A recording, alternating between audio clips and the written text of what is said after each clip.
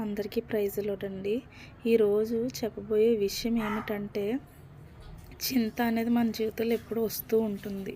మనకి ఏమీ లేదని చింతపడాలి. మనకు ధనం లేదా, గృహం లేదా, లేకపోతే మనం చూసుకునేవారు మనకు లేరా, మనం చూసుకునే దేవుడు మనకు లేడా, ఎందుకు మనకి చింత? ప్రతి విషయంలో చింత అనేది మనకి ఎందుకు వస్తుందండి? చింత అనేది మన జీవితంలోకి రాకుండా చూసుకోవాలి. అందుకే ఎక్కువగా మనము వాక్యాన్ని చదవాలండి. వాక్యం అనేది మన హృదయలోకి వెళ్ళినప్పుడు ఆ చింత, నిరాశ అనేది ఎప్పుడు మన జీవితంలో ఉండడానికి అవకాశం ఉంటుంది. ఎందుకంటే మన వాక్యాన్ని చదువుతున్నాం కాబట్టి. జీవితంలో ఎప్పుడు వాక్యాన్ని చదవడం అలవాటు చేసుకుంటే గొప్ప ఆదరణ మన హృదయానికి, మన జీవితాలకి కలుగుతూ ఉంటుంది.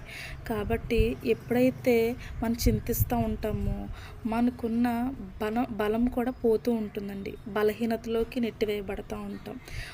ఎంత బలవంతుడైనా ఏదో ఒక రోజు బలహీనం అవ్వాల్సి వస్తుంది. కాబట్టి మనం బలవంతులుగా ఉండాలంటే మన హృదయంలో వాక్యం ఉండాలి. మన హృదయంలో దేవుడు ఉంటేనే మనం బలవంతులుగా మారుతాం. కాబట్టి చింతపడకండి.